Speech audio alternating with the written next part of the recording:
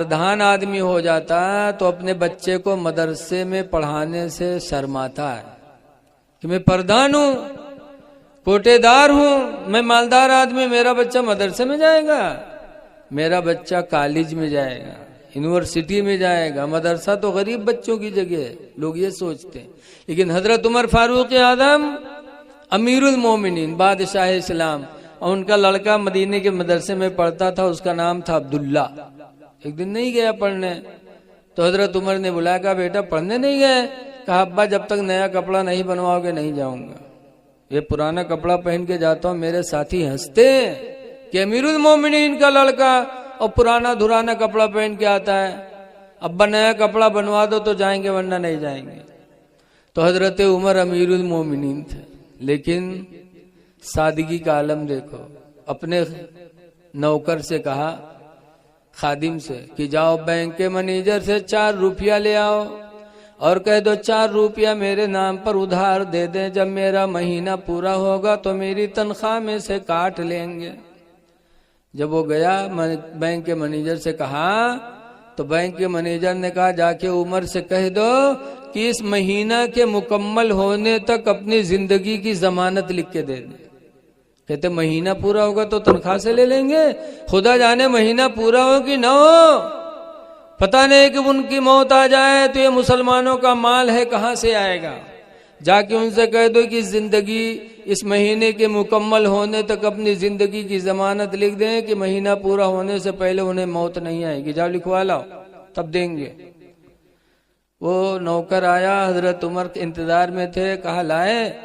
کہا حضور بینک کا منیجر کہہ رہا ہے کہ جا کے کہہ دو اس مہینے کے مکمل ہونے تک اپنی زندگی کی ضمانت لکھ کے دے دیں کہ مہینہ پورا ہونے سے پہلے آپ کو موت نہیں آئے گی تب دیں گے ورنہ نہیں دیں گے وہ۔ تو حضرت عمر نے کیا کہا؟ روایتوں میں لکھا ہے کہ حضرت عمر نے اپنے بیٹے عبداللہ کو بلایا قریب میں اور ان کے سر پہ ہاتھ رکھا، رونے لگے۔ فرماتے ہیں بیٹا عبداللہ جاؤ پڑھو، اللہ زندگی دے گا، مہینہ پورا ہوا تنخواہ ملی تو کپڑے بنیں گے۔ بینک کا منیجر مجھ سے پورے مہینے کی زندگی کی ضمانت مانگ رہا ہے، خدا جانے میں تو اپنے زندگی کے ایک لمحے کی بھی ضمانت نہیں دے سکتا، پتہ نہیں کس وقت بلاوا آ جائے۔ یہ صحابہ تھے جو ہر وقت موت کو یاد کرتے تھے، اس لیے وہ گناہوں سے بچتے تھے۔ اے نوجوانوں موت کو یاد کرو۔ یہ ہندوستان میں پہلے انگریزوں کی حکومت تھی، انگریز ہندو مسلمان سب کو ستاتے تھے، تو انگریزوں کو بھگانے کے لیے جنگ لڑی گئی۔ اس جنگ میں ہندوستان کے 16,000 عالم قتل کر دیے گئے۔ کتنے عالم قتل ہوئے؟ لوگ کہتے ہیں مولوی مولانا بھاگت ہیں پہلے، 16,000 عالموں نے اپنی جان دی ہے ہندوستان کو آزاد کرانے میں۔ 16,000 میں ایک مولانا تھے مراد آباد کے جن کا نام ہے کفایت اللہ۔ مولانا کفایت اللہ کو انگریزوں نے پھانسی دیا تھا، قتل نہیں کیا تھا، پھانسی دیا تھا۔ جب پھانسی کے پھندے پہ لے کے گئے، آخری وقت تھا، تو انگریزوں نے پوچھا تھا کفایت اللہ مولانا آخری وقت ہے، تمہاری کوئی خواہش ہے؟ کوئی خواہش ہو تو بتاؤ۔ تو مولانا کفایت اللہ نے کہا تھا ایک خواہش ہے۔ کہا کیا؟ کہا ایک قلم دے دو اور ایک کاغذ دے دو۔ تو انگریزوں نے ایک قلم دیا تھا، ایک کاغذ دیا تھا۔ تب مولانا کفایت اللہ پھانسی پہ چڑھتے چڑھتے انہوں نے کاغذ پہ ایک تحریر لکھی تھی۔ کیا لکھی تھی؟ انہوں نے سمجھایا تھا کہ انگریزوں تم سمجھتے ہو کہ ہمیں پھانسی دے دو گے تو تم دنیا میں ہمیشہ رہو گے۔ لکھا تھا کہ کوئی گل باقی رہے گا نہ چمن رہ جائے گا، کوئی گل باقی رہے گا نہ چمن رہ جائے گا، اور ایک رسول اللہ کا دین حسن رہ جائے گا، اور ہم سفیر و باغ میں ہے کوئی دم کے چہچہے۔ یہ دنیا باغ ہے، ہم لوگ تھوڑی دیر کے لیے اس میں چہچہا رہے ہیں۔ ہم سفیر و باغ میں ہے کوئی دم کے چہچہے، اور بلبلیں اڑ جائیں گی، سونا چمن رہ جائے گا، سب چلے جائیں گے۔ اطلس و کم خواب کی پوشاک پہ نازا نہ ہو، اطلس و کم خواب کی پوشاک پہ، یعنی گدوں پہ ناز نہ کرو اور اپنی پوشاک پہ ناز نہ کرو کہ ہمارا کپڑا بہت اچھا ہے۔ اطلس و کم خواب کی پوشاک پہ نازا نہ ہو، اس تن بے جان پر خالے کفن رہ جائے گا۔ ناز نہ کرو کپڑے پہ۔ ہماری ماں بہنیں بھی کپڑے پہ بہت ناز کرتی ہیں۔ شادی بیاہ میں ہے پہنی ہے غرارہ تو کیسے اٹھائی کے چلی، لاگت ہے انسان نہ ہو آندھی بونڈر ہوئے بوڑھائے لیجیے، یہ کیا ہے؟ بہت سے مہروے تو اتنا گرو گرارا پہنت ہیں کہ خود نہیں اٹھائے پاؤ تھے تو دوی مہروے یا ہر بار سے پکڑت تب وہ چلت ہے۔ بتاؤ اب میں کہوں پنجم پھنس جاؤ گرے تو تھو تھو رہی جی۔ اے میری ماں بہنوں، یہ لباس نہ پہنو۔ غرارہ میں دو گناہ ہیں۔ ایک گناہ تو غرارہ پہننے سے گھمنڈ پیدا ہوتا ہے، گھمنڈ اللہ کو پسند نہیں ہے، تکبر ہے، تکبر اس میں۔ اور دوسرا گناہ اس لیے ہے کہ ایک غرارہ کی قیمت میں 2-3 جوڑے کپڑے ہو سکتے ہیں، تو اتنا مہنگا کپڑا لے کر کے پہننا جس میں گھمنڈ بھی ہو، فضول خرچی بھی ہو، اور فضول خرچی کرنے والا شیطان کا بھائی ہے۔ لباس وہ پہنو جس سے گھمنڈ نہ پیدا ہو، انکساری پیدا ہو۔ اللہ تعالیٰ کو تواضع اور انکساری پسند ہے۔ تو دیکھو شاید یہ مسجد ہی ہے کیا ہے؟ بہت نیچی ہے شاید ہے۔ اے بیل گاؤں کے مسلمانوں، اطراف کے رہنے والوں، اللہ کے گھر کو اچھا بنا لو، اللہ کے گھر کو اچھا بنا لو۔ حدیث پاک میں اذا رأیتم الرجل یتعاہد بالمسجد، حضور فرماتے جب تم ایسے آدمی کو دیکھو جو مسجد میں لگا رہے، مسجد کے بنانے چنانے میں جو انسان لگا رہے، سرکار فرماتے جب اس کو دیکھو فَشْهَدُوا لَهُ بِالْإِيمَانِ، تو اس کے ایمان کے تم لوگ گواہ ہو جاؤ، گواہ بن جاؤ کہ وہ مرد مومن ہے، ایمان کامل ہے، تبھی خدا کے گھر کی بنانے میں لگا ہوا ہے۔ اے لوگو، خدا کا گھر ہے، اس کو بناؤ، اپنے گھر سے بہتر بناؤ۔ کیوں؟ ہمارا آپ کا گھر فنا ہو جائے گا، یہ بلڈنگیں فنا ہو جائیں گے، لیکن یہ مسجد، حدیث پاک میں کہ دنیا میں جو مسجدیں ہیں یہ مسجدیں قیامت کے دن نمازی پڑھنے والوں کے لیے کشتی کا کام کریں گے۔ جب پل صراط کے اوپر سے ہمیں تمہیں گزرنا ہوگا، گزر نہیں پائیں گے، تب یہ مسجدیں لائی جائیں گی، اور مسجد میں جو نماز پڑھتے ہیں ان کو مسجدوں میں بٹھا کر کے اور کشتی بنا کر کے مسجدیں تم کو گزاریں گی، اور یہ مکان فنا ہو جائیں گے، لیکن ان مسجدوں کو اللہ ایسے ہی جنت میں اٹھا لے گا، مسجدیں فنا نہیں ہوں گی۔ تو اے لوگوں، جو گھر فنا ہونے والا ہے اس کو تم بہت اچھا بناتے، اور جو ہمارا گھر کبھی فنا ہونے والا نہیں ہے اس کی طرف ہم توجہ نہیں دیتے۔ اے لوگوں، ماشاءاللہ ماشاءاللہ، دیکھو ہمارے ایک بھائی صاحب 500 روپیہ مسجد کے لیے لائے ہیں۔ اگر انہوں نے بسم اللہ کر ہی دیا ہے تو جو لوگ اللہ تعالیٰ کسی کے جیب میں دیے ہو تو لا کر کے دے دو اللہ کے گھر کے لیے۔ یاد رکھو یہ پیسہ، آپ سے کیا کیا مثال دیں، ایسے ایسے لوگ پڑے ہیں جنہوں نے اکیلے اکیلے مسجدیں بنوائی، اور تھوڑا تھوڑا پیسہ نہیں۔ ابھی میں گیا تھا تو ایک شیخ احمد علی تھے، انہوں نے 7 مسجدیں بنوائی۔ کتنی مسجدیں بنوائی؟ 7 مسجدیں اپنے پیسے سے، اور 7 مسجدوں میں اے سی لگوایا انہوں نے۔ اور آپ اپنے گاؤں کی مسجد نہیں بنا سکتے سب لوگ مل کر کے؟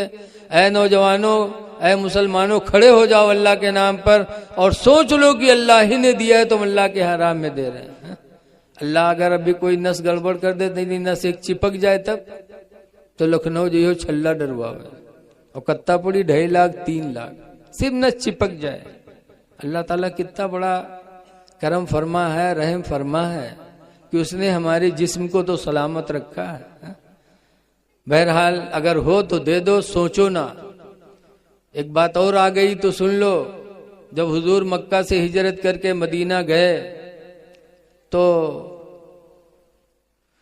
مدینے میں مسجد نہیں تھی، تو سرکار نے مسجد بنانے کے لیے جگہ تلاش کیا مدینہ منورہ میں.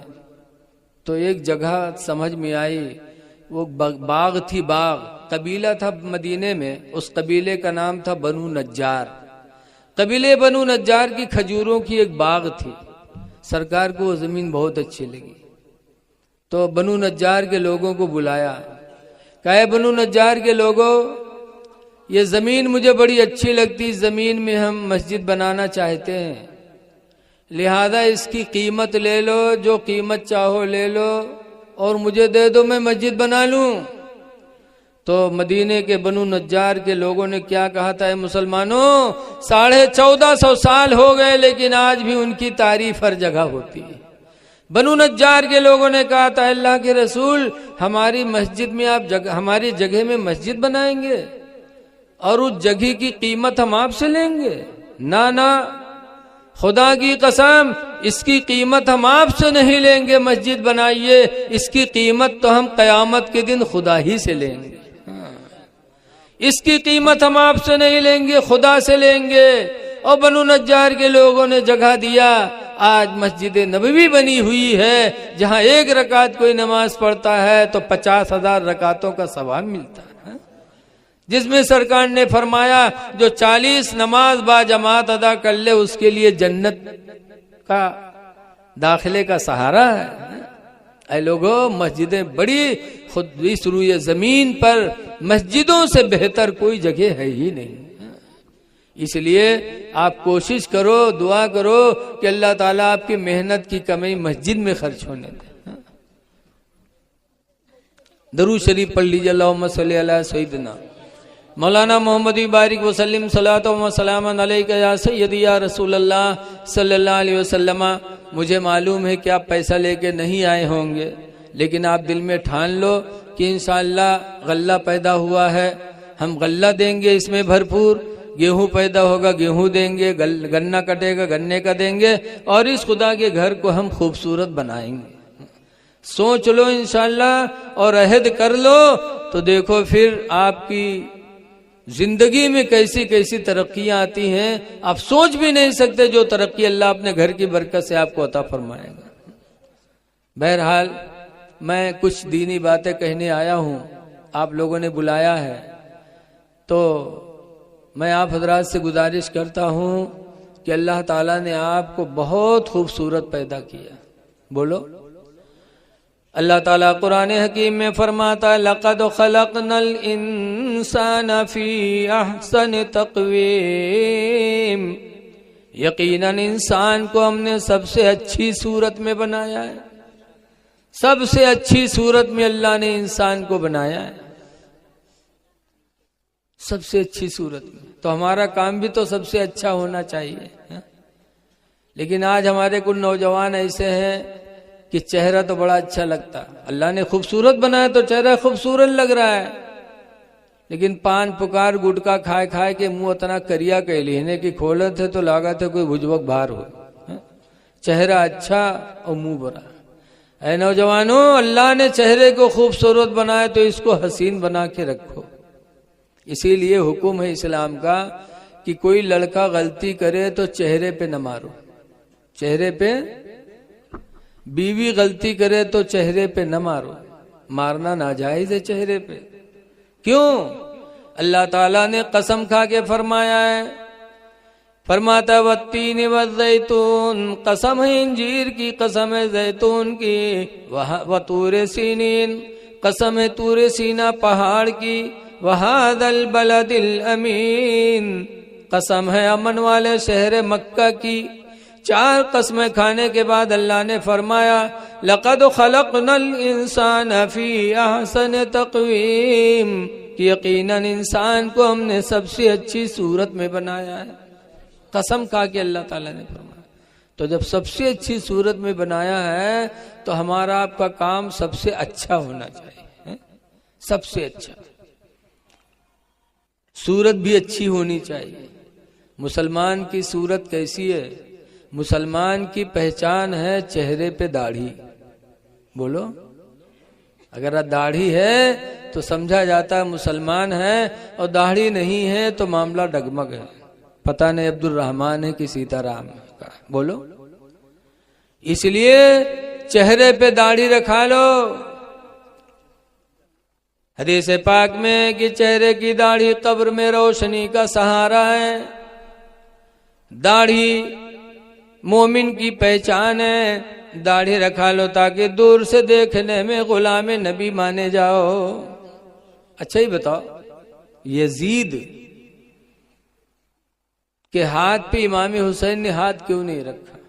بولو، یزید یہی تو کہتا تھا مجھ سے مرید ہو جاؤ، لیکن نہیں ہاتھ پہ ہاتھ دیا. کیوں؟ کلمہ پڑھتا تھا یزید، مسلمان بھی تھا، کلمہ بھی پڑھتا تھا، لیکن امام حسین نے ہاتھ پہ ہاتھ نہیں دیا. کیوں؟ اس لیے کہ امت محمدیہ میں سب سے پہلے مسلمانوں میں داڑھی بنوایا تو یزید نے بنوایا تھا. کسی نبی نے داڑھی نہیں بنوایا. 1,24,000 یا 2,24,000 دنیا میں نبی آئے، لیکن ہر نبی کے چہرے پہ داڑھی تھی. حجۃ الوداع میں رسول اللہ کے ساتھ منا کی میدان میں 1,40,000 صحابہ تھے، لیکن ہر صحابی کے چہرے پہ داڑھی تھی. نہ کسی صحابی نے داڑھی بنوائی، نہ کسی نبی نے داڑھی بنوائی. امت محمدیہ میں سب سے پہلے داڑھی یزید نے بنوائی تھی. نمازوں کو چھوڑا تھا، شراب پینے لگا تھا، تو امام حسین نے ہاتھ پہ ہاتھ نہیں دیا. مدینہ چھوڑنا پڑا، چھوڑ دیا. اچھا بتاؤ، وطن چھوڑنے میں کتنی بڑی دقت ہوتی ہے. آپ بیل گاؤں میں پیدا ہوئے اور یہاں کوئی اتنا تنگ کرے کہ آپ کو گاؤں چھوڑنا پڑے تو کتنی تکلیف ہوگی. اور حسین کو مدینہ چھوڑنا پڑ رہا ہے، جہاں پیدا ہوئے، بڑے ہوئے، سب کچھ ہوئے.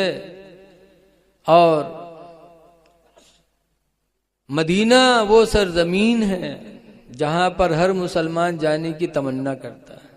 بولو، ہے آپ لوگوں کے دلوں میں محبت کہ نہیں ہے؟ ہر مسلمان چاہتا اللہ ہمیں مدینے کا سفر کرا دے، مدینہ دیکھنے کو مل جائے. کیوں؟ مدینہ بڑا پیارا شہر ہے. اعلیٰ حضرت امام اہل سنت فرماتے ہیں مدینہ جانے والوں کے بارے میں، ہاں ہاں رہے مدینہ ہے غافل ذرا تو جاگ. ہاں ہاں رہے مدینہ ہے غافل ذرا تو جاگ. اے پاؤں رکھنے والے یہ جا چشم و سر کی ہے. مدینہ چھوڑ دیا، مکہ گئے، مکہ بھی چھوڑ دیا، کربلا گئے، جان دینی پڑی، جان دے دی، لیکن یزید کے ہاتھ میں ہاتھ نہیں دیا. کیوں؟ اس نے داڑھی بنوائی تھی، نمازوں کو چھوڑا تھا، شراب پینے لگا تھا. اے مسلمانوں، اگر آج ہم نے داڑھی بنوائی، نمازوں کو چھوڑا، تو کیا حسین ہم سے راضی ہوں گے؟ بولو بھیا، یا حسین یا حسین کرنا بیکار ہے، یا علی یا علی کرنا بیکار ہے. یا حسین یا علی کہنا جب ہی فائدہ مند ہوگا جب حسین کے نقش قدم کو ہم اپنائیں گے. اس لیے گزارش ہے کہ نیکیاں کر لو، اور کچھ حقوق العباد ہیں ان کو بھی اپنے تئیں ادا کرنے کی کوشش کرو. ایک حدیث پاک میں حضور فرماتے اشکر لی ولی والدیک، اے میرے بندو تم میرا شکر ادا کرو اور اپنے ماں باپ کا شکریہ ادا کرو. ایک جگہ اللہ فرماتا وَخْفِضْ لَهُمَا جَنَاحَ الذُّلِّ مِنَ الرَّحْمَةِ، اے میرے بندو اپنے ماں باپ کو دیکھو تو اپنے دونوں بازوؤں کو جھکا لیا کرو. ماں باپ کی تعظیم بہت ضروری. ابا آ جائیں، امی آ جائیں، دیکھو تو کھڑے ہو جاؤ. ایک بات بتا دیں، گھبرائے تو نہیں آپ لوگ؟ گھبرا گئے ہیں؟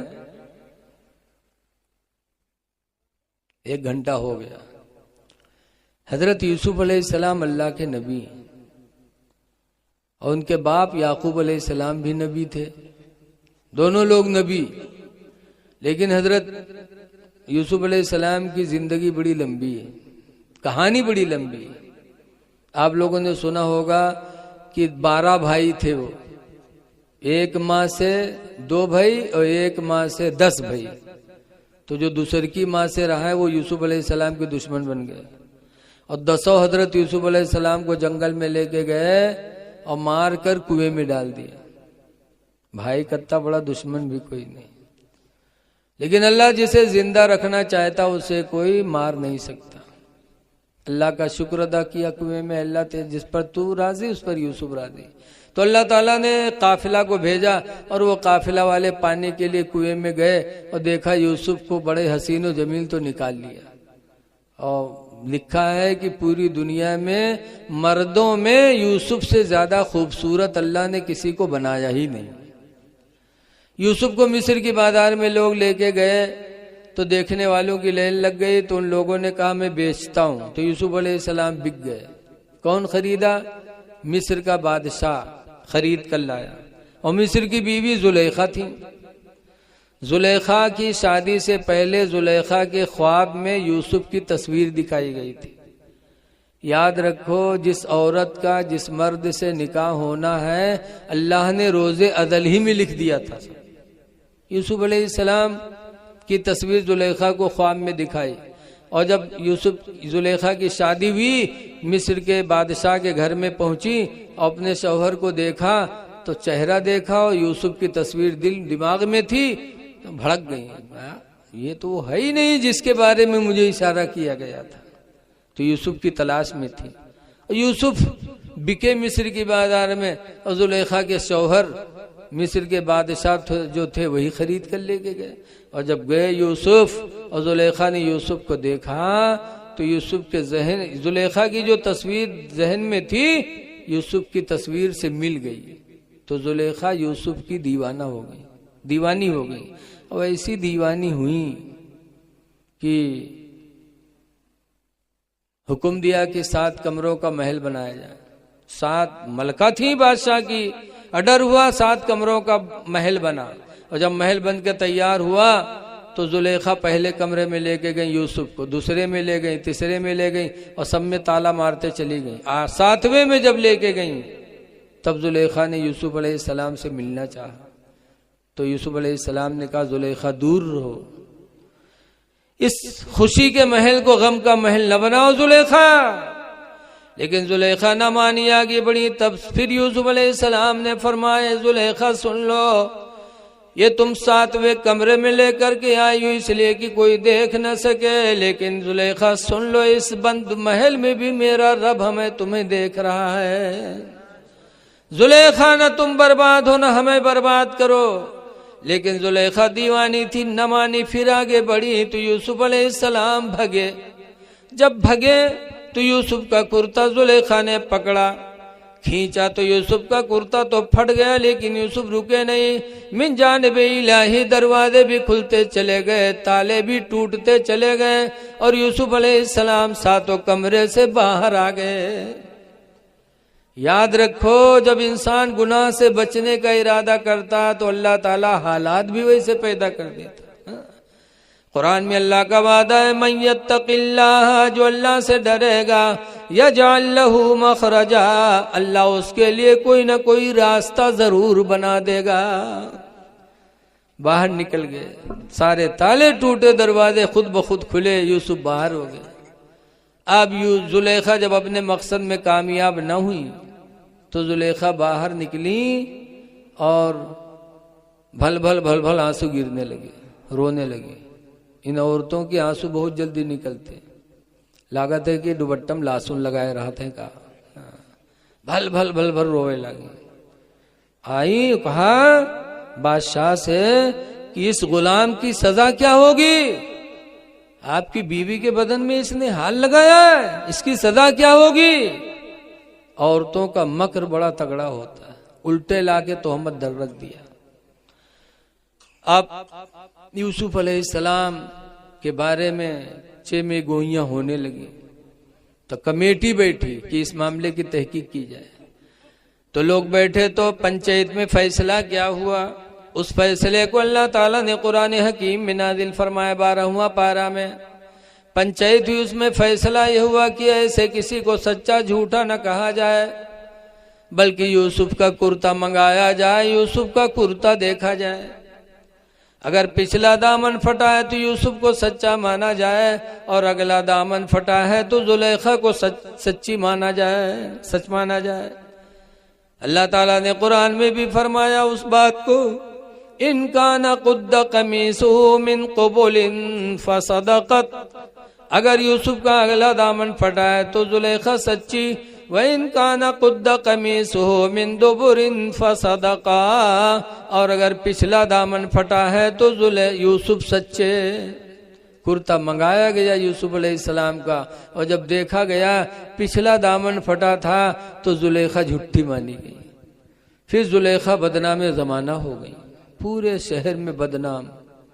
جہاں 4 مہروے بیٹھے ہوئے فسر فسر کریں, ہائے زلیخیا تو کمال کے دیس, ہائے رے زلیخیا, زلیخیا تو غلام کا دل دے بیٹھی, واہ رے زلیخیا. جون بات کے پرچار نہ ہوئے کونو مہروک چپے سے بتائے دیو, بس پورا علاقہ گندھا ہے جی. اللہ جانے کتنی ان کے آواز میں تیزی ہے, ان سے ان سے ان سے ان سے. پوری مصر میں زلیخا فٹ سے بدنام ہو گئی. تب زلیخا نے مصر کی عورتوں کی دعوت لی. مصر کی عورتیں آئیں دعوت کھانے. یاد رکھو مہروے دعوت میں یہاں بھی بہت آگے ہیں, پائے جائیں کہوں تواجہ, ایک ایک ہاتھ کے لڑکا لے لے چل دے ہیں, بس ماں پہنچی کرت ہیں سب, لیکن ان کے تواجب کونو اثر پڑے والا نہیں. وہی بس ماں الٹی کری ہیں لڑکا, پیشاب کری ہیں, لیکن ان کے تواجہ نہ چھٹک چاہیے. زلیخا نے تواجہ دیا مصر کی عورتوں کو, تو مصر کی عورتیں پہنچ گئیں. جب پہنچی دسترخوان سجا, تب زلیخا نے ایک ایک چاقو ایک ایک لیمو دیا سب عورتوں کو, کہا سنو, جس یوسف کے لیے تم لوگوں نے مجھے بدنام زمانہ کر دیا, اس یوسف کو میں بلانے جا رہی ہوں. جب یوسف آئیں گے تو تم لوگ فوراً لیمو کاٹ دینا چاقو سے. عورتوں نے کہا بلاؤ اپنے یوسف کو, دیکھے تمہاری یوسف کو. زلیخا گئی اندر, یوسف علیہ السلام سے کہا اے محبوب جانا, ذرا آپ باہر آئیے, اپنے چہرے سے پردہ ہٹا دیجئے.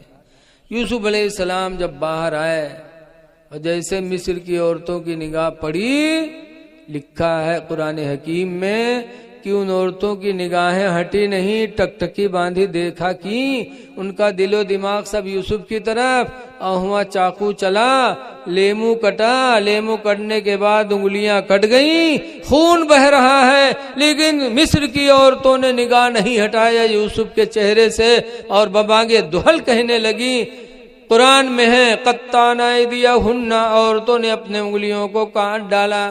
وَقُلْنَا مَا هَذَا بَشَرًا, اور کہا خدا کی قسم یہ کوئی انسان نہیں ہے, ان هو الا ملک کریم, نہیں ہے کوئی مگر آسمانی فرشتہ جو ہم لوگوں کے بیچ میں آ گیا ہے. بہت حسین تھا, لیکن زلیخا بدنام زمانہ ہو گئی. زلیخا جب بدنام ہوئی برداشت سے باہر, تو زلیخا نے بستی چھوڑ دیا, جنگل چلی گئی.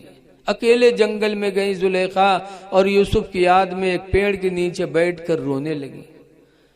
روتے روتے ایک زمانہ گزر گیا, زلیخا بوڑھی ہو گئی, اور روتے روتے زلیخا کی آنکھوں کی بینائی بھی چلی گئی.